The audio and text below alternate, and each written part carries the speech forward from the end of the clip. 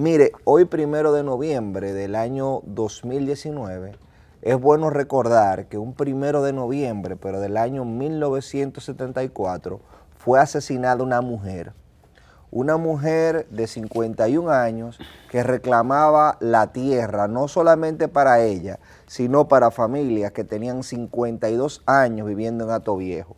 Y yo me refiero a Mamá Tingó, Florinda Muñoz, quien murió esos 12 años de Balaguer, producto de un asesinato que le hizo un terrateniente, un empleado de un terrateniente, porque ella era una líder campesina que reclamaba nada más y nada menos que la tierra fuese de esas personas que tenían 50 y pico de años trabajándola, y no de ese terrateniente que, como muchos de los terratenientes en República Dominicana, se habían aprovechado de una debilidad institucional y se habían apropiado de la tierra.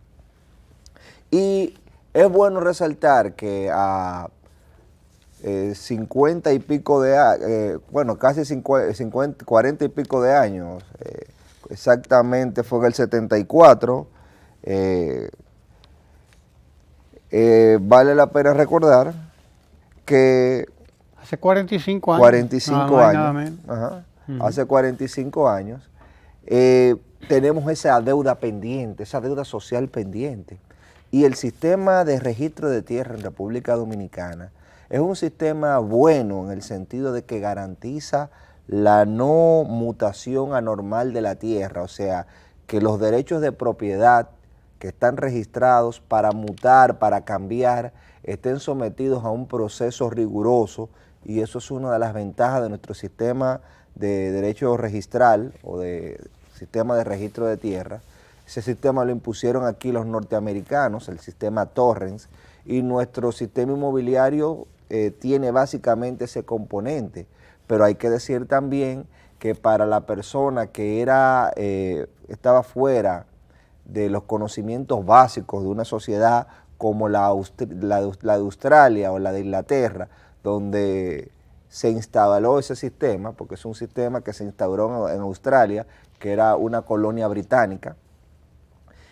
Ese sistema para República Dominicana permitió el despojo también por parte de colonos que vinieron a instalar ingenios azucareros, aprovechándose del boom del azúcar, o sea, ese mercado para consumir azúcar que existía en los años 20 hasta el 29, cuando vino la crisis.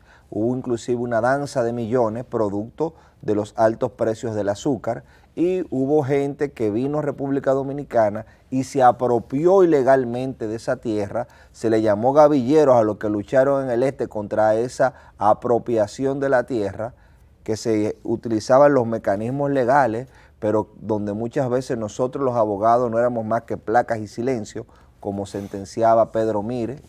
Entonces, República Dominicana tiene y tenía pendiente esa deuda social.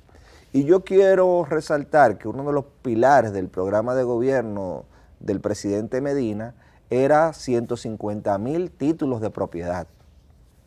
Lo que pasa es que la labor y la realización de eso era prácticamente imposible, y resultó que de 150.000 títulos de propiedad ya tenemos 60.000.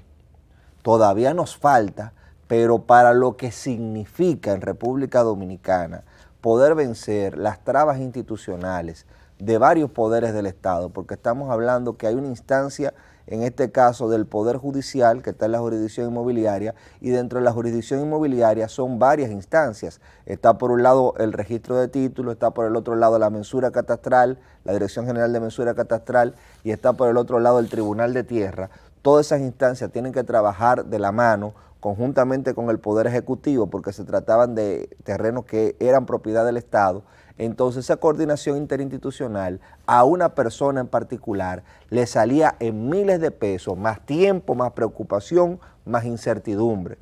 Entonces el programa y la comisión de titulación se ha encargado de venir pagando esa deuda social atrasada que tenemos, o una parte de esa deuda social atrasada, y ha convertido en propietarios a 60.000 personas. Son 60.000 familias que antes no tenían una titularidad de esa tierra, que era de ellos porque la ocupaban y la trabajaban y la vivían, pero no tenían ningún aval que garantizase que fuera de ellos. Y eso es una obra de justicia social, y eso es una obra que viene, como dije, a hacer realidad, no con palabras, sino con hechos, una promesa de la Constitución Dominicana de justicia social, una promesa de igualdad, pero la igualdad se construye sobre bases concretas y no sobre palabras bonitas, como usted señalaba ahorita, porque inclusive a veces la gente cree que es mejor hablar bonito. Y yo recuerdo el mismo Borges que decía, mire, es mejor leer, y un lector muchas veces es mejor y una actividad más intelectual, decía Borges, que la de escribir, porque te lleva a utilizar la imaginación de diversas maneras. Y en el caso de la política, la lectura es muy importante, porque por ejemplo, si usted no lee, le pasan cosas como ese peaje sombra de Samaná. Si usted lo que tiene que estar haciendo es se pone a hablar y no se pone a leer lo que se va a firmar, nosotros tenemos que pagar las consecuencias de su falta de gerencia, porque el que no lee lo que va a firmar, porque yo quiero suponer que no se leyó un contrato tan lesivo para el Estado Dominicano como ese contrato de esa autopista de Samaná, que le da privilegios que nosotros tenemos que estar pagando y que tiene que ver no con la grandilocuencia de un orador, sino con la falta de gerencia de una persona que no cumplió sus obligaciones de leer. Entonces, hago esta reflexión en la misma línea de lo que usted señalaba, pero queriéndola combinar con otra cosa. En República Dominicana nosotros no necesitamos grandes ideólogos que nos digan lo que hay que hacer. Nosotros necesitamos, porque ya ese proceso se hizo y se concretó en la Estrategia Nacional de Desarrollo. La Estrategia Nacional de Desarrollo tiene todo y tiene las indicadoras y los indicadores y tiene las rutas que hay que seguir. Lo que nosotros necesitamos es un gerente que le dé continuidad a los sistemas que se han implementado para darle seguimiento a esa Estrategia Nacional de Desarrollo. En otras palabras, nosotros no tenemos que inventar nada nuevo. Nosotros lo que tenemos es que darle seguimiento a esa estrategia que está ahí, a esos sistemas que ya se instalaron, porque en la medida de que los sistemas funcionen y que esa estrategia se comience a ejecutar, nosotros vamos a tener mejores resultados y vamos a alcanzar lo propuesto. Vi mucha gente burlándose de que el señor Gonzalo Castillo, en una entrevista que le hiciesen en un medio de comunicación, dijera que el que tiene una meta, si la cumple, es exitoso, y si no la cumple no es exitoso. Y ponía el ejemplo en palabras llanas de que si usted tiene que hacer un viaje a Puerto Plata y no llega a su destino, usted no ha sido exitoso. Lo decía con palabras llanas y yo veo gente que se burla de esa aseveración porque no es lo suficientemente profunda.